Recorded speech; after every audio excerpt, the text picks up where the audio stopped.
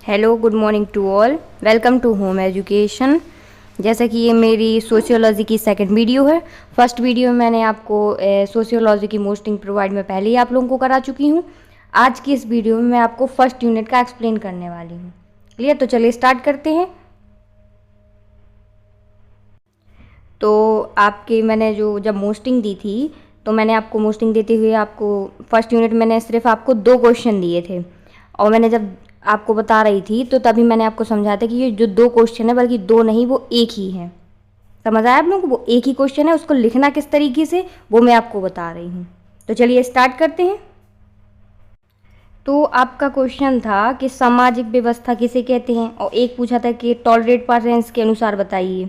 तो हम लोग 2 क्वेश्चन अलग अलग क्यों याद करें, हम तो एक ही याद कर लेंगे। अगर टारगेट परसेंस के अनुसार आता है तो भी लिख देंगे, और नहीं आता है तो सामाजिक व्यवस्था आता है तो अपन लोग इसमें ही लिख देंगे, तो आपका डबल फायदा है।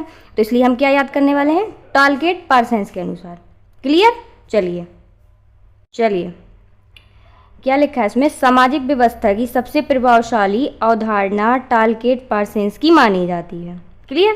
फिर इनकी जो सामाजिक व्यवस्था की व्याख्या उन्होंने अपनी पुस्तक द सोशल सिस्टम में की। ये आप ऑब्जेक्ट की दृष्टि से बहुत ज़्यादा महत्वपूर्ण याद रखें कि आपके लिए पूछा ही जा सकता है, और आपको वैसे तो याद रखना ही रखना है उनके बारे में।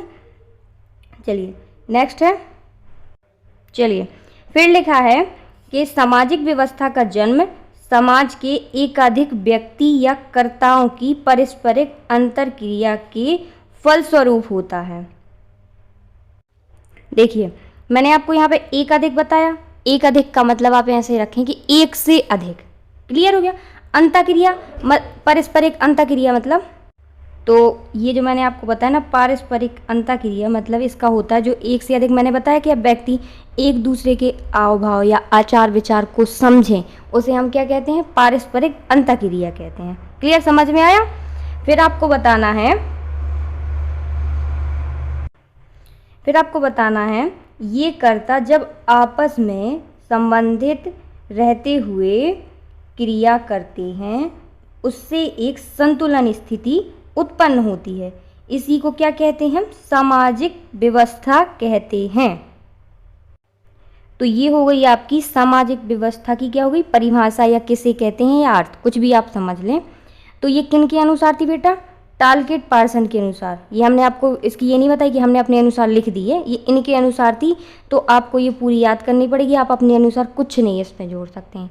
आपको एक चीज़ और बता दें, हिंदी हो, सोशियोलॉजी हो, इकोनॉमिक्स हो, कोई भी चीज़ हो, अगर कोई लेखक अपने अनुसार देता है तो आपको वही चीज़ लिखनी होगी, आप उसमें कुछ भी अलग से नहीं जोड़ सकते। क्लियर? जैसे एग्जाम्पल के लिए, जैसे यहाँ पे डबल इनवर्टेड कॉमा आपको देख रहे हैं, देखो, तो जो डबल इनवर्टेड कॉमा में आप कभी कोई चीज़ नहीं चेंज करते, वही चीज़ लिखते हैं। तो आप ये समझ लो जब कोई लेखक कोई चीज़ लिखता है तो ये उन्हीं के अनुसार बन जाता है, आप उसमें अपना कुछ नहीं जोड़ सकते हैं। क्लियर हो गया? चलिए, तो आपकी परिभाषा हो गई। अब आगे देखते हैं।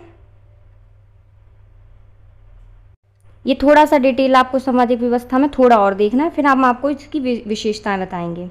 चलिए, उन्होंने माना है कि सामाजिक व्यवस्था व्यक्तियों में ना होकर उनकी क्रियाओं में होती है। सामाजिक संरचना में जो अंतःक्रिया होती है वह फलस्वरूप क्रमबद्धता तथा व्यवस्थित होती है, जिससे सामाजिक व्यवस्था का क्या होता है, संतुलन बना रहता है। सामाजिक संरचना, ये क्या है, सामाजिक संरचना की जो अवधारणा है, अवधारणा को समाजशास्त्र में अत्यंत महत्वपूर्ण है। फिर आपको बताना कि सामाजिक संरचना में निरंतर गतिशीलता पाई जाती है, क्योंकि समय के साथ सामाजिक व्यवस्था भी बदलती है और उनके स्वरूप तथा उनके आचार विचार भी बदलते हैं। अब मैंने आपको जितना ये डिटेल बताया है, आप इसको बिल्कुल एक बार लाइन बाय लाइन पढ़िए, क्योंकि आपकी इन्हीं से विशेषताएं निकलेंगी। तो ये मैंने आपको बताई थी सामाजिक व्यवस्था के बारे में। तो अब आप सोच रहे होंगे कि मैम आज पता नहीं किताब बुक जैसा पढ़ रही हैं, कुछ खास समझ में ही नहीं आ रहा। तो बेटा ये सोशियोलॉजी की लैंग्वेज है, आपने पहली बार पढ़ी होगी, क्योंकि पिछली साल तो आपके लॉकडाउन था तो पेपर भी घर से हुएंगे, तो आप लोगों ने ज़्यादा ध्यान नहीं दिया होगा। तो क्या है कि जब मैं आपको, आपकी 5 यूनिट हैं, तो 5 यूनिट का क्या है, एक दूसरे से आप कॉन्टैक्ट समझ सकते हैं, संबंध समझ सकते हैं। तो जब आप 5 यूनिट पढ़ लेंगे, एक दूसरे के समझेंगे, तो आपको ज़्यादा समझ में आएगी। और जब मैं एक ही शब्द को बार बार रिपीट करूँगी ना, तो आपको फ़ौरन याद हो जाएगा। अभी ये मत सोचिए कि हमें तो कुछ समझ में ही नहीं आ रहा तो हमें पढ़ना ही नहीं। आप एक बार में नहीं, 2 बार में नहीं, आप पढ़िए, कम से कम एक क्वेश्चन को 2-2 3-3 बार पढ़िए, तो आपको ज़रूर याद होगा। क्योंकि आपके लिए नया सब्जेक्ट है, तो आपको थोड़ा ज़्यादा पढ़ना पड़ेगा। अब मैंने इसका जो वर्णन है, अभी अगर मैं समझाऊंगी तो आपको कुछ समझ में नहीं आएगा। अब मैं इन्हीं की बताऊंगी विशेषता आपको, तो उसमें आएगा आपको समझ में। क्लियर? तो चलिए विशेषताएं देखते हैं इसकी। ये देखिए, ये रही इनकी विशेषताएं।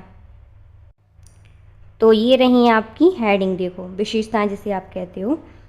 तो अब आप सोच रहे होगे ये हेडिंग तो हम लोगों ने कभी देखी नहीं है, हमें याद ही नहीं होनी है।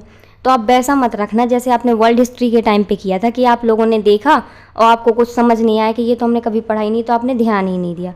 तो बस इसमें आपको ऐसा नहीं करना है। बस आपको ये सोचना है कि एक मूवी देख रहे हैं हम लोग, आपको मूवी सिर्फ देखते जाना है, बस आप इतना बस कर लीजिए। याद कराने की गारंटी मेरी, कि वो कैसे याद कराना है, आपको समझ में कैसे आएगा। तो चलिए स्टार्ट करते हैं। तो आपकी सबसे पहली विशेषता है एक से कर्ता या कर्ताओं का स्वभाव। सेकंड है आपकी कर्ताओं के बीच अंतःक्रिया। थर्ड है आपकी सांस्कृतिक व्यवस्था। फोर्थ है आपकी परिस्थिति। फिर गतिशीलता, सामाजिक संतुलन, उद्देश्य, सामाजिक संगठन संतुलन, सुपोषित। फिर है आपकी भौतिक परिवर्तन का महत्व। मैंने इतनी सारी आपको हेडिंग दी हैं, आपको आपकी बुक से तक मैच नहीं हो रही होंगी। तो आप ये मत समझिए कि पता नहीं कहाँ से मैम ने रख दी। तो मैंने 2-3 बुक सर्च करके ही मैंने आराम से आपकी लिखी है कि आप लोगों को याद हो जाए। आप कितना भी भूलेंगे, आपको 4-5 फिर भी याद रहने वाली हैं। क्लियर? अब मैं इनका आपको डिटेल बता रही हूँ। तो ये जो मैंने आपको हेडिंग बताई है, थोड़ा मिस्टेक हो गई है, एक से अधिक करता है, यहाँ पे आप अधिक लगा लीजिए। या सेकंड मैंने आपको बताई है कर्ताओं का स्वभाव। अब आपको इसमें लिखना क्या है वो देख लो आप। इसमें लिखना है कि आपको कि कर्ताओं का स्वभाव एक जैसा पाया जाता है, उनकी आवश्यकताओं का तालमेल बना रहता है, जिससे क्या होता है, सामाजिक व्यवस्था का जो प्रभाव होता है वो संतुलन होता है। बस आपको इतना लिखना है। तो इसकी मैंने आपको सोशियोलॉजी भाषा तो बता दी। अब समझो जो अपनी लोकल भाषा होती है, आप इसे समझ लो जैसे आप मॉल जा रहे हो, आपको पता है कि इस मॉल में कपड़े मिलते हैं, तो आप भी कपड़े लेने जा रहे हो। वहाँ पे जो आपको व्यक्ति मिलेंगे, बंदे मिलेंगे, लोग मिलेंगे, तो वो क्या, कोई मांगेगा डैमेज पैंट, कोई मांगेगा शॉर्ट, कोई लॉन्ग, कोई मतलब मोटा चौड़ा, पर मांगेगा क्या, एग्जैक्ट वो पैंट ही मांगेगा, आपको कपड़े ही मांगेगा। तो उससे क्या होगा, एक जैसा सामंजस्य बनेगा, उनका तालमेल बनेगा, जिससे क्या होगा, सामाजिक व्यवस्था बनेगी। ये है मेरा कहने का मतलब। अब आया कि जैसे एक जैसा होगा तो एक जैसे में क्या होगा, तालमेल बनेगा। यही मैंने आपको सोशियोलॉजी में बताया था, ये जो मैंने जब आपको परिभाषा पढ़ के बताई थी। मतलब मेरा सीधा सीधा कहने का ये है कि जो उनके आचार विचार, कहते हैं कि हमारे आचार विचार बहुत ज़्यादा मिल रहे हैं, स्वभाव बहुत ज़्यादा मिल रहा है, ये है इस हेडिंग का मतलब। आप इतना याद रखें। तो आपको क्लियर हो गई ये वाली हेडिंग। चलिए नेक्स्ट देखते हैं। नेक्स्ट हेडिंग का आपकी नाम है कर्ताओं के बीच अंतरक्रिया। अब आपको इस हेडिंग में लिखना क्या है वो सुनो आप। सबसे पहले लिखना है आपको सामाजिक व्यवस्था व्यक्तियों में ना होकर अपितु उनकी किस में होती है, क्रियाओं में होती है। सामाजिक संरचना में जो अंतरक्रिया होती है वह कैसी होती है, क्रमबद्ध तथा व्यवस्थित होती है। तो ये तो हो गई आपकी सोशियोलॉजी। अब आपको जैसे लोकल भाषा में बताएं वो आप सुनो। तो आप इसमें लोकल लैंग्वेज में आप सुन लो कि जो मैंने अभी आपको ऊपर वाली हेडिंग में मॉल का एग्जांपल दिया था, सेम आप इसी से समझ लो। जैसे आप मॉल क्यों गए थे, कपड़े खरीदने के लिए, ठीक है। तो आप इस वाले में क्या करना है कि मॉल जा रहे हो, आप खड़े हो जाओ, आपको किसी से कुछ बोलना ही नहीं है। क्लियर? कहने का मतलब कि मूर्खों की तरह खड़े हो जाओ, कि गेट की तरह हम तो खड़े हैं, मतलब सीने तान के, हमें कुछ मतलब ही नहीं है, खड़े हो आप। तो आप एक दिन नहीं, एक घंटे नहीं, आप 50 दिन खड़े रहो, आपका तालमेल जब बनेगा ही नहीं तो सामाजिक व्यवस्था तो बनेगी ही नहीं। मतलब जब आपको बोलना ही नहीं है, बातचीत ही नहीं करना, तो आपका तालमेल कैसे बनेगा। जैसे आप अपनी क्लास में जाते हो, अब आप एटीट्यूड में बैठे हो कि हमें तो किसी से बोलना ही नहीं है, जिसको बोलना हो हमसे बोलो, तो क्या बोलेगा, तो सब कोई कहेगा बहुत एटीट्यूड वाला बंदा है, हमें नहीं बोलना। तो जब तक भैया आप अपना तालमेल खुद नहीं बनाओगे तब तक कुछ नहीं होने वाला। इसी का है कि अंतरक्रिया, जो मैंने आपको पहली लाइन बताई थी। तो चलो अभी तक तो हो गई है मजाक वाली बात। अब आप सीधा समझो कि जैसे मैंने आपको बताया कि जैसे आप मॉल में गए, खड़े हो गए, आपने कोई खरीदा ही नहीं कुछ, तो देखो ना, इससे क्या होगा, दुकानदार को जब कोई खरीदोगे नहीं तो पैसे भी नहीं दोगे।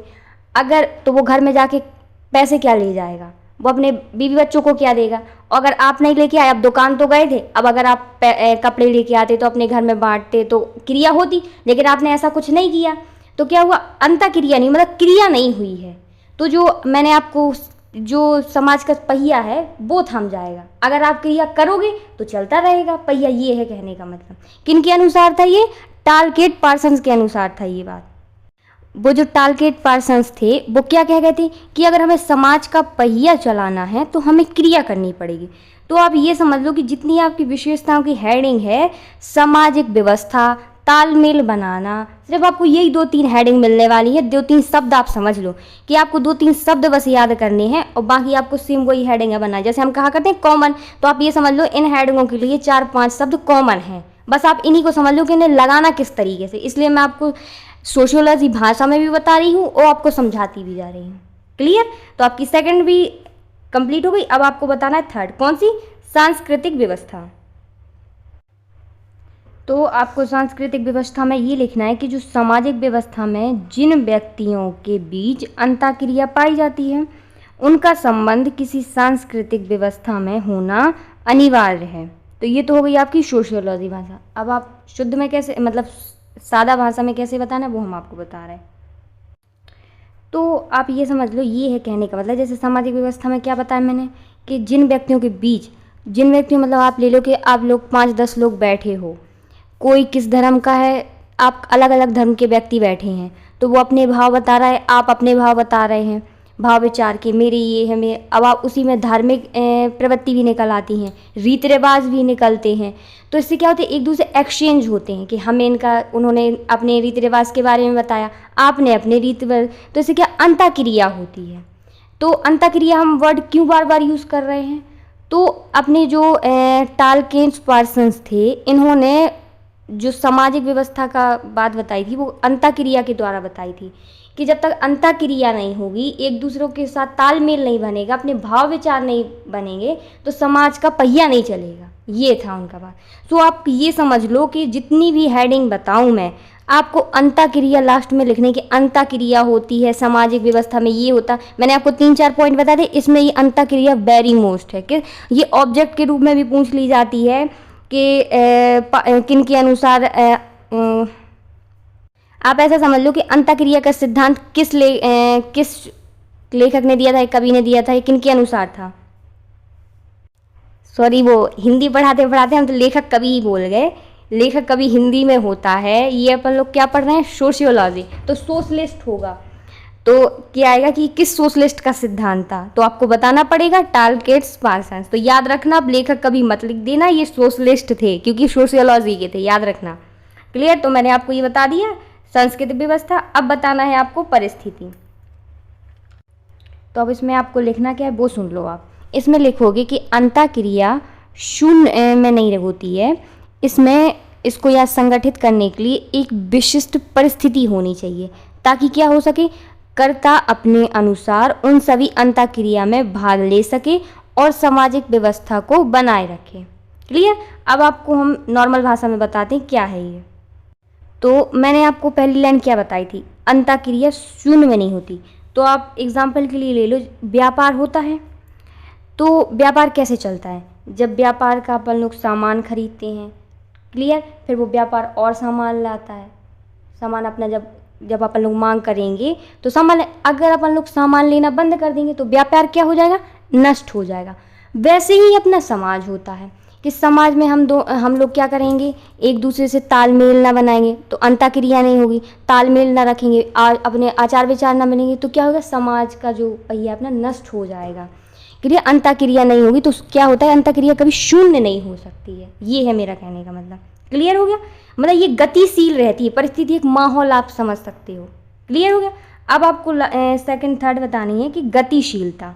देखो जैसे मैंने परिस्थिति में आपको बताया था, सेम ये उसी का दूसरा रूप है। जैसे सामाजिक व्यवस्था में सदैव परिवर्तन होते हैं। देखो नॉर्मल सी बात है कि इसमें परिवर्तन सामाजिक, राजनीतिक तथा आर्थिक भी हो सकते हैं। इससे क्या होता है, परिवर्तन से उस समय के अनुकूल में रहने के लिए एक ज़रूरी तत्व है। देखो इससे क्या होता है, इससे जो भी परिवर्तन होता है वह अंतःक्रिया या बाह्य क्रिया द्वारा भी हो सकता है।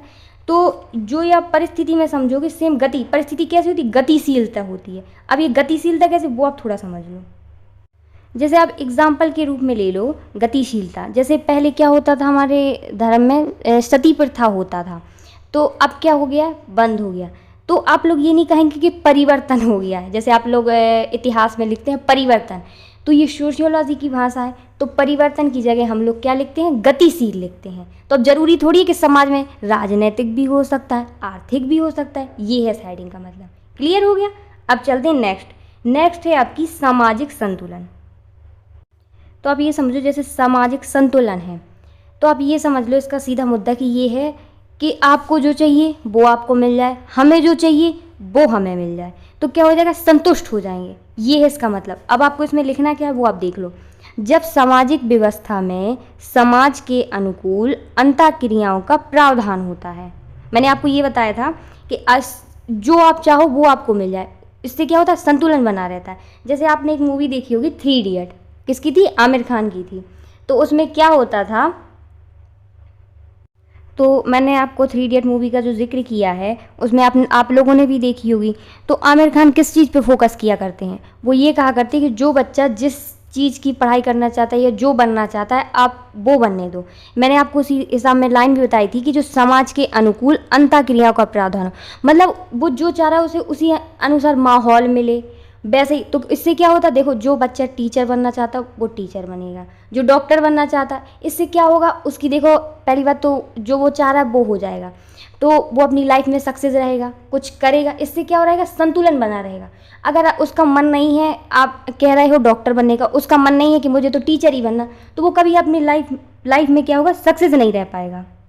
तो आपको समझ में आया, जैसे मैंने बोला कि वो डॉक्टर बनना चाह रहा और डॉक्टर नहीं, वो जाके आप उसे टीचर बनवा रहे हो, या वो टीचर बनना चाह रहा है आप डॉक्टर बनवा रहे हो, तो इससे क्या हो जाएगा आपका कि जो समाज में अंतःक्रिया का क्या होगा, माहौल बिगड़ जाएगा, बेकार हो जाएगा। और जब बेकार हो जाएगा तो कोई मतलब ही नहीं, संतुलन ही नहीं रहेगा, असंतुलन हो जाएगा, शून्य हो जाएगा, ये कहने शून्य। तो मैं हर बार आपको एक चीज़ रिपीट कर रही हूँ कि जो समाज का मैंने आपको पहिया एक लाइन बताई, वो क्या हो जाएगा, नष्ट हो जाएगा। मतलब आपको ये समझ लो एक कॉमन लाइन ही पकड़ लो कि आपको लास्ट में ये चीज़ लगानी, और अंतःक्रिया तो आपको भूलना ही नहीं है। क्लियर। अब मैंने आपको इतनी लंबी चौड़ी बात इसलिए बताई है कि आपको थोड़ी बहुत तो आपको इतनी मैंने जो बात बताई कि थोड़ी बहुत तो आपको याद रहेगी। क्लियर। चलिए नेक्स्ट देखते हैं। नेक्स्ट है आपकी हेडिंग उद्देश्य। तो आपको उद्देश्य में क्या है वो आप पहले देख लो। आपकी जो सोशियोलॉजी भाषा है उसमें आपको बताने कि जो सामाजिक व्यवस्था का मुख्य उद्देश्य जो है समाज की क्रियाओं में गतिशीलता देना, जिससे कर्ताओं के स्वभाव में क्या होता है, तालमेल बना रहता है। क्लियर। तो मैंने देखो आपको जो ये उद्देश्य में मैंने आपको जो डेफिनेशन बताई है वो मैं आपको देखो समझा चुकी हूँ, गतिशीलता वैसे ही सेम है। तो आपको इसमें कुछ नहीं करना है, आपको जो मैं बता रही हूँ वही बस आपको इसमें समझाने वाली कोई बात नहीं है, जो होगी तो मैं आपको बताती भी जा रही हूँ। अब आपको नेक्स्ट हेडिंग जो देखनी है, नेक्स्ट हेडिंग है आपकी सामाजिक संगठन। तो आपको इसमें लिखना क्या है पहले आप वो देखो। इसमें लिखना है कि जब सामाजिक संगठन जब संतुलित होता है तो इससे क्या होता है, नकारात्मक तत्वों का प्रतिबंध इसमें लगाया जा सकता है, जिससे क्या होता है, सामाजिक संगठन में संतुलन बना रहता है तथा संगठित भी रहता है। देखो संतुलन रहेगा तो देखो साथ साथ संगठित भी रहेगा, इसी के अंतःक्रिया चलती रहेगी। देखो आया वर्ड फिर से वही। इससे क्या होगा, किसी भी प्रकार का कोई व्यवधान नहीं पड़ेगा, या आप ऐसे समझ सकते हो। अब आप इसको नॉर्मल भाषा में समझो। देखो संगठन का मतलब क्या, सामाजिक को आप छोड़ो, पहले संगठन पे पकड़ो आप। संगठन का मतलब होता है इकट्ठा होना। आप लोग इकट्ठे 10 फ्रेंड खड़े हो, एक नहीं दो नहीं, आप सीधे 10 खड़े हो, तो किसी की हिम्मत है आपसे आके कोई लड़ जाए। हाँ, अगर आप लोग 1-2 खड़े हो तो हो सकता है कि जिससे आपकी प्रॉब्लम चल रही है या वैसे ही है तो वो आपको पीट जाए या कुछ भी हो जाए, तो ऐसे ही होता है। आप ऐसे समझ लो कि जो मैंने आपको एक लाइन बताई थी कि सामाजिक संगठन जब संतुलित होता है तो क्या होता है, इससे नकारात्मक तत्वों का प्रतिबंध लगाया जा सकता है। तो आप ऐसा समझ लो कि आप लोग 10 लोग खड़े हो, तो आप अपने जैसे कोई आपके नेगेटिव पॉइंट बाहर हो रहा है तो आप क्या करोगे, एक दूसरे से सॉल्व करने की कोशिश करोगे। कोई आप पूछ लोगे कि आपने हमारे बारे में ऐसा कहा, तो वो कहेगा नहीं, तो आपसे क्या है, कोई नेगेटिविटी नहीं आएगी। फिर ठीक है, मैंने आपको लास्ट में बताया था कि सामाजिक संगठन संतुलित बना रहता है, जिससे अंतःक्रिया भी होती है, इसमें किसी प्रकार का कोई व्यवधान नहीं होता है। तो जैसे आपकी अंतःक्रिया चल रही हैं और किसी भी प्रकार का कोई व्यवधान नहीं है, तो किसी की मजाल है कि आप लोग कोई काम कर रहे हो, कोई आपको रुक जाए कि नहीं ये काम बंद करो, नहीं हो सकता। तो संगठन का आप सीधा मतलब रखो इकट्ठा होना। क्लियर हो गया? सीधा भाषा में आप ये याद रखेंगे। चलिए, आपकी नेक्स्ट हेडिंग है, मैंने फिर से यहीं पे संतुलन लिख दी, ये जो मैंने सामाजिक संतुलन बताया था ये वही है। फिर है आपकी स्वपोषित। अब आपको इसमें लिखना क्या है, पहले वो देखो। तो आपको इसमें क्या लिखना है, पहले आप वो देखो। जैसे प्रत्येक सामाजिक व्यवस्था स्वपोषित होती है।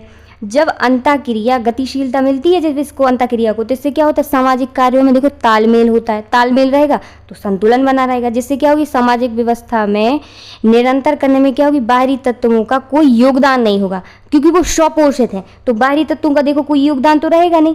उससे क्या होगा, वह अपने आप को स्थापित करने के लिए स्वयं पर निर्भर रहेगी। क्योंकि स्वयं पर निर्भर क्यों रहेगी, देखो वो स्वपोषित है, नाम से क्लियर हो रहा है आपको। क्लियर है?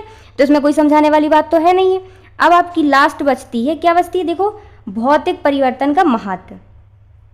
अब आप पहले इसको समझो क्या लिखना है इसमें। इसमें आपको लिखना है कि जो भौतिक वातावरण के जो परिवर्तन से भी आपके जो सामाजिक व्यवस्था में परिवर्तन होगा। कैसे?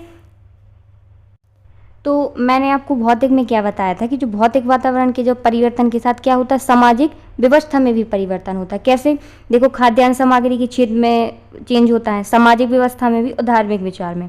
धार्मिक विचार का आप ऐसे समझ लो, जैसे हम लोग अपने यहाँ क्या मानते हैं कि राम जी को, कृष्ण जी को, ये चलता है अपने यहाँ। महाराष्ट्र साइड चले जाओ तो आपको गणेश जी पे ज़्यादा प्रोत्साहन मिलता है कि वहाँ पे गणेश जी को ज़्यादा मानते हैं। मतलब आप क्षेत्र के अनुसार रहता है कि जहाँ चले जाओ आप उन्हीं के अनुसार। जैसे ईसाई धर्म में चले जाओ तो उनके यहाँ चर्च वगैरह होता है, मुस्लिम चले जाओ तो दरगाह, मतलब इस चीज़ की आपको मिलती रहती हैं।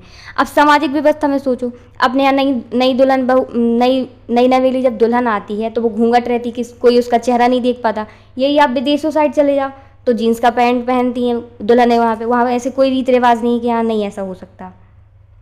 ये क्या हो रहा कि ये सामाजिक क्षेत्र के अनुसार देखो बदल रहा है। भौतिक व्यवस्था मतलब भौतिक वातावरण की क्या होता है, ये सामाजिक व्यवस्था मतलब जो व्यवस्था होता है उसमें भी परिवर्तन आता है। तो आप लिखना चाहो जो मैंने आपको 3 हेडिंग बताई, खाद्य सामग्री, सामाजिक व्यवस्था। तो जैसे मैंने अब खाद्य सामग्री भी आप देख लो कि जैसे हम लोग यहाँ पे क्या खाते, दाल चावल रोटी खाते हो आप लोग। अब यही आप केरल साइड से ले जाओ तो उनका खान पान चेंज हो जाता है। तो मैंने देखो सामाजिक व्यवस्था भी आपको बताई, धार्मिक विचार। तो आप लिखना चाहो इसमें भौतिक परिवर्तन के महत्व में, तो आप 3 आभासा करके 3 हेडिंग भी बना सकते हो, तो आपका और बड़ा हो जाएगा। वैसे मैंने इतनी हेडिंग बताई कि आपको भूलने की ज़रूरत नहीं, लेकिन आपको अगर एग्जैक्टली ये याद रहे, बहुत सिंपल है, तो आप ये भी लिख सकते हो। तो इसकी विशेषता होती है आपकी कंप्लीट। मैंने एक क्वेश्चन और है आपका इम्पोर्टेंट, वो और आप देख लो। तो नेक्स्ट क्वेश्चन जो है आपका ये है आपका प्रकार की अवधारणा। तो ये क्वेश्चन जो है मैंने आपको मोस्टिंग में नहीं दिया था क्योंकि मुझे लगा शायद ये इंपॉर्टेंट नहीं हो सकता, पर जब मैंने कई बार आपके कई प्रीवियस पेपर देखे कई सालों के, तो ये क्या हो रहा था, बार बार रिपीट हो रहा था। तो मुझे लगा कहीं इस साल भी ना रिपीट हो जाए। तो ये क्या होता, क्वेश्चन ये लघु के रूप में आता है, तो आपको ये लघु के रूप में ही देखना है। जैसे मैं आपको हर क्वेश्चन का बताती हूँ कि सिर्फ आप एक शब्द पकड़ के रखें, ऐसे ही आपको इसमें भी रखना है कि सिर्फ आप इसमें प्रकार देखेंगे तो आप समझ जाएंगे कि आपको यही क्वेश्चन लिखना है। बाकी और भी यही क्वेश्चन नहीं, बल्कि मैं आपको जितने भी क्वेश्चन देती हूँ सिर्फ आप एक शब्द पे फोकस रखा करें, आप वही लिखा करें, क्योंकि क्वेश्चन कई तरीके से आता है तो आप लोग क्या हो जाते हो, कंफ्यूज हो जाते हो। तो कंफ्यूज आपको बिल्कुल नहीं होना। अब चलते स्टार्ट करते हैं। तो आपको प्रकार में लिखना है कि सामाजिक संरचना के निर्माण में अनेक छोटी तथा बड़ी इकाइयों का योगदान होता है। यह सभी इकाइयां एक दूसरे के संबंध बनाकर क्या करती हैं, भूमिका निभाती हैं, जैसे परिवार, शिक्षा, विद्यालय तथा कार्यालय आदि। अब आप इसको समझो अपनी लोकल भाषा में। कैसे, देखिए सबसे पहले आपको क्या बताना है वो हम बता रहे हैं आपको। जैसे ये देखो, ये हो गया लड़की पक्ष, ये हो गया लड़के का पक्ष। क्लियर हो गया। अब इन दोनों का सामंजस्य कौन बनाता है या बैठाता है, या तो वसीठ होता है या पंडित होता है। क्लियर। इसको क्या करना होता है, ये सिर्फ ये देखता है कि इन दोनों की शादी करवानी है, लड़का और लड़की की। क्लियर। अगर लड़की वाला कुछ भी कहता है कि हमें शादी नहीं करनी है, हमें लड़का पसंद नहीं है, तो ये क्या करेगा, उनकी अच्छाई बता के, वो उसे पता है कि लड़की कितनी बड़ी दुष्ट है या लड़का कितना बड़े वाला, उसे इससे कोई मतलब नहीं होता है। वो सिर्फ ये चाहता है कि ये शादी हो जाए। वो ये सिर्फ चाहता है, क्योंकि वो क्यों चाहता है, उसे अपने एक ये क्या होते हैं जो पंडित और ये वसीर जो होते हैं, ये खाने के होते हैं एक नंबर के शौकीन। सो इन्हें क्या होता है, ये सोचते हैं कि हमारा चलो 4-5 दिन का काम निकल जाएगा। तो वो इन दोनों में क्या बनाता रहता है, सामंजस्य बना रहता है कि ये शादी किसी तरीके से हो जाए। क्लियर। तो इससे क्या होता है, देखो ये क्या बन रहा है, पहिया। इससे क्या होता है, समाज का पहिया, जिससे क्या होता है, समाज का संतुलन बना रहता है। ये मैंने आपको बताया। तो चलिए, ये तो हो गई आपकी हंसी मजाक वाली बात। आप इसको एक यूनिट समझो, आप इसको समझो कि ये एक यूनिट है आपकी, एक यूनिट है यहाँ पर है। तो इसका काम इससे पड़ेगा, इसका काम इससे, तो क्या हो जाता है, एक पहिया बन जाता है, समाज का पहिया जैसे। तो जब एक दूसरे से काम पड़ेगा तो क्या होता जाएगा, इसका समाज का संतुलन बना रहता है। आप इससे याद रखेंगे। क्लियर। जैसे एक यूनिट बेटा आपकी ये है, एक यूनिट ये है आपकी, तो इनका एक दूसरे से काम पड़ता है, लेकिन इन दोनों का सामंजस्य कौन बना के रखता है, ये वाला तीसरा। जैसे मैंने अभी शादी वाला जो आपको उदाहरण दिया था, पंडित और वसीट का दिया था, सेम ऐसे ही इनकी जो एक व्यापारी यहाँ से भेज रहा है, एक यहाँ से, तो इन दोनों का जो सामान आदान प्रदान का कौन करवाता है, तो ये जो तीसरा वाला होता है ये सामंजस्य बना रखता है। ये है मेरा कहने का मतलब। तो आप क्या याद रखेंगे, ये जो प्रकार होता है, ये प्रकार बीच वाला होता है, ये करवाता है इसमें काम। क्लियर हो गया। चलिए, तो अब हम लोगों को पढ़नी है इसकी हेडिंग। चलिए, ये देखो आपको दिख रही होंगी हेडिंग। 1 मिनट यहाँ पे कर दे रहे बस। पहली हेडिंग है आपकी, देखो समाज द्वारा स्वीकृत। सेकंड है आपकी प्रकार की मान्यता। थर्ड है आपकी संगठन का विभाजन। फिर है आपकी अनुकूल तथा सामंजस्य। फिर है मानवीय आवश्यकता। अवधारणा गतिशील होना। प्रकार लाभदायक के साथ हानिकारक भी होती है। फिर बताना है आपको समाज की व्याख्या। फिर आपको बताना है सामाजिक कार्यों की विवेचना। फिर बताएंगे क्या आप, कामों में आसान या कार्यों, ये सॉरी फिर से विवेचना हो गया है, आपको एक ही सामाजिक कार्यों की विवेचना। तो मैंने आपको इतनी हेडिंग बताई। अब आपको इसमें थोड़ा थोड़ा मैं बता रही हूँ कि आपको लिखना क्या है, वो आप देख लो। वैसे मैंने आपको इतनी हेडिंग बता दी है कि आप हेडिंग से ही पॉइंट कर करके लिख देंगे तो आपका हो जाएगा। तो आप पहले हेडिंग देखो। ये क्वेश्चन जो प्रकार वाला है आपका, ये हमेशा आपका लघु के रूप में ही पूछा गया है। तो आप परिभाषा और ये जो आप मैंने आपको विशेषता के पॉइंट बताए हैं, तो आप इतना लिख देंगे तो आपका हो जाएगा। लेकिन फिर भी मैं आपको डिटेल दिए दे रही हूँ हेडिंगों का, कि अगर आ गया आप क्या लिखेंगे, शायद धोखे से दीर्घ में भी आ जाता है या लघु में भी आ जाता है। तो आप ये मत सोचा करें कि लघु में है तो हम 2 नंबर का समझ के ऐसे ही लिख दें, लेकिन आपको जितना भी बना करें आप बड़े से बड़ा लिखा करें।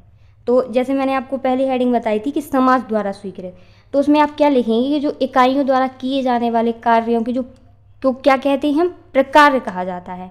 जो क्या होता है, समाज द्वारा स्वीकृत होता है और मान्यता प्राप्त होती है। मतलब ऐसा काम जो जिसे समाज क्या होती है, मान्यता देती है, वो गैर कानूनी होना चाहिए। क्लियर। अब देखिए आपकी प्रकार की मान्यता आपसे बन जाएगी, सेम ही इसके जैसे ही लिखनी है आपको। थर्ड बताना है आपको संगठन का विभाजन। इसमें लिखेंगे कि प्रकार का जो आशय यह है कि समाज के समस्त कार्यों का जो विभाजन होता है सभी इकाइयों के बीच कर दिया जाता है। यही इकाइयाँ क्या बनती हैं, परस्पर संबंध बनाकर सामाजिक संतुलन बनाती हैं। जैसे कि तो जब मैंने आपको बताया था ये 2 प्रकार बना कि इनका काम बटा अलग होता है, इनका काम अलग होता है, और इन दोनों का, तो इन दोनों में सामंजस्य कौन बनाए रखता है, प्रकार, जो आपका क्वेश्चन है। अब देखिए इससे क्या होती है, कामों में देखो आसानी भी होती है, जो आपकी अगली हेडिंग भी है और इसमें भी आप लिखेंगे ये बात कि इससे कामों में आसानी हो जाती है। क्लियर। अब आपकी नेक्स्ट हेडिंग क्या है, नेक्स्ट हेडिंग है आपकी अनुकूल तथा सामंजस्य। तो इसमें आपको लिखना है, तो आप इसमें देख रहे हैं कि अनुकूल तथा सामंजस्य। तो भाई जब से हमने ये यूनिट स्टार्ट की है हम यही तो पढ़ रहे हैं कि अनुकूल तथा सामंजस्य, मतलब जो काम हम कर रहे हैं वो सामंजस्य रहे, हमारे अनुसार काम अनुकूल रहे प्रकार का। तो क्या है कि प्रकार का क्या है, मतलब सामंजस्य बिठाना, यही तो हम इस क्वेश्चन में पढ़ रहे हैं। तो आपको यही लिखना है, आपको कुछ नहीं है, जो मैंने अभी आपको डेफिनेशन बताई थी वही आप लिख सकते हैं। अब है आपकी नेक्स्ट हेडिंग जो है मानवीय आवश्यकता। तो इसमें लिखना है आपके प्रकार का उद्देश्य सामाजिक तथा मानवीय आवश्यकताओं की पूर्ति करना होता है। जैसे क्या होता है, प्रत्येक प्रकार की जो इकाइयों को ज़्यादा से ज़्यादा लाभ तथा आवश्यकताओं को पूरा करती है ये। तो आप इसमें ये समझ लो कि जो मैंने आपको लाइन बताई है कि जो प्रत्येक प्रकार की जो इकाई है कि उसको ज़्यादा से ज़्यादा लाभ प्राप्त होगा और तथा आवश्यकताओं को पूरा कर सकती है। तो जैसे एक यूनिट है तो वो यूनिट एक ही काम देख सकती है। अगर उन्हीं यूनिटों को डिवाइड कर दें या बांट दें तो वो अलग अलग काम देख सकती है, क्योंकि जैसे तो क्या करेंगी, जैसे अलग अलग बांट देंगे तो वो अलग अलग क्या करेंगे, मानवीय आवश्यकताओं की पूर्ति करेगा। तो वो क्या होगा उससे उसी समय में, एक ही समय में, क्योंकि वो एक ही समय में देखो यूनिट में इकट्ठे काम कर रहे थे, लेकिन अगर उनको अलग अलग बांट दिया जाए तो उससे क्या होगा, मानवीय आवश्यकताओं की देखो पूर्ति करेगा। इससे क्या होगा, ज़्यादा से ज़्यादा वस्तुओं का उत्पादन होगा तो ज़्यादा से ज़्यादा लाभ होगा हम लोगों को। यही है इसका मतलब। क्लियर। अब आपकी नेक्स्ट हेडिंग जो है वो है आपकी अवधारणा गतिशील होना। तो ये मैंने आपको गतिशील बताया। मैंने पिछला आपको क्वेश्चन बताया था सामाजिक व्यवस्था, उसमें मैंने आपको क्या बताया था कि गतिशील जो होता है शून्य अवस्था में नहीं पाई जाती। तो आप ये समझ लो सोशियोलॉजिकली ये कॉमन हेडिंग है। आप किसी भी क्वेश्चन में ये लगाएंगे, बस आपको ये गतिशील के बारे में ये समझ लो आप कॉमन हेडिंग ही है, और जैसा क्वेश्चन हो आपको उसी हिसाब से लिख देना कि ये गतिशील होती, कभी शून्य नहीं होती। बस आपको इतना याद रखना है। फिर आपको बताना है कि जो प्रकार होता है वो लाभदायक के साथ हानिकारक भी होता है। तो आपको इसमें ये लिखना है कि जो सामाजिक संरचना में विभिन्न प्रकार की जो इकाई होती हैं, तो इकाइयों प्रकार क्या होता है, पूर्ण रूप से लाभदायक नहीं होती हैं। जो आपका ये प्रश्न कह रहा है, मतलब जो हेडिंग आपकी कह रही है, तो कभी कभी ये क्या होता है, हमारे समाज की उन्नति में क्या होते हैं, अवरोध उत्पन्न कर देती हैं। जैसे एग्जाम्पल के लिए ले लो आप, टेक्नोलॉजी में हथियार ले लो। अगर आप किसी के साथ शेयर कर रहे हो तो वो क्या ढूंढ लेगा, उसका उपाय ढूंढ लेगा। तो उससे क्या होगा, अपनी लोगों को दिक्कत होगी कि उसको पता चल जाएगा तो अपन कितना भी वार करें तो उससे कोई मतलब नहीं निकलेगा। इसलिए क्या होता है, इसको शेयर नहीं किया जा सकता। ये क्या हो जाएगी, एक प्रकार की अवरोध या हानि हो जाएगी।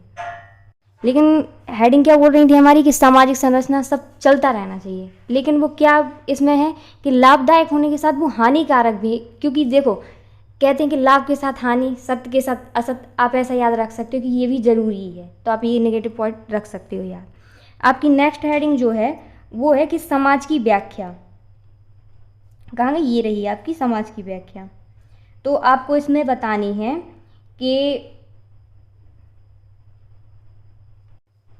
इसमें है आपको ये लिखना है हेडिंग डाल के कि समाज की जो व्याख्या है प्रकार द्वारा ही संभव है, क्योंकि जो समाज की आवश्यकता के अनुसार इकाइयों को सामंजस्य स्थापित करता है। चलिए नेक्स्ट देखते हैं आपकी कौन सी हेडिंग है। अब आपको बतानी है इसमें सामाजिक कार्यों की विवेचना।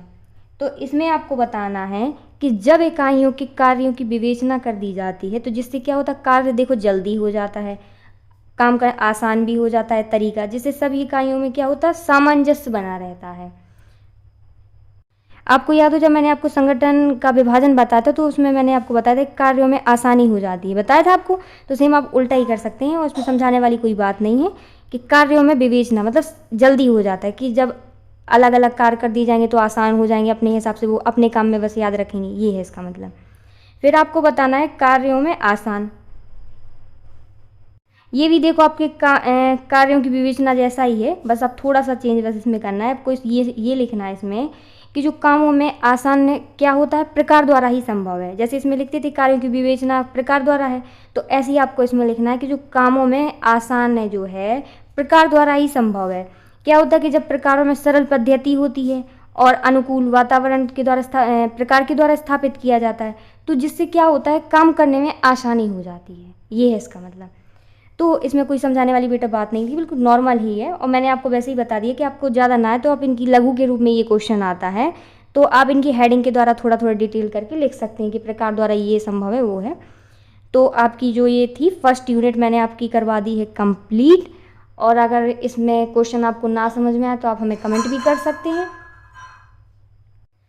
तो आप लोगों को कोई दिक्कत हो तो आप कमेंट भी कर सकते हैं।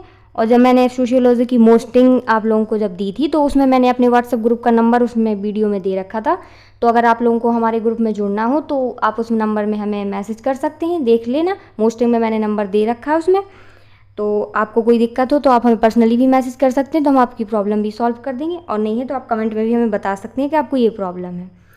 और वीडियो में फिर भी आपको मैं बार बार कह रही हूँ कि कोई दिक्कत हो क्वेश्चन में तो आप प्लीज़ कमेंट करिए। और वीडियो को शेयर ज़रूर करना है आपको, कम से कम एक अपने फ्रेंड को तो ज़रूर करिए, क्योंकि आप लोग शेयर बहुत कम कर रहे हैं। क्योंकि हमारे व्यू, मैंने आपको जब कहा था तो आप थोड़ी बहुत सुनते, बाद में मैम की बात भूल जाते कि मैम बोल क्या रही हैं। तो आपको शेयर करना है, और वीडियो को लाइक नहीं किया तो लाइक कर लें, और अगर चैनल को सब्सक्राइब नहीं किया तो सब्सक्राइब कर लें। वीडियो देखने के लिए थैंक यू।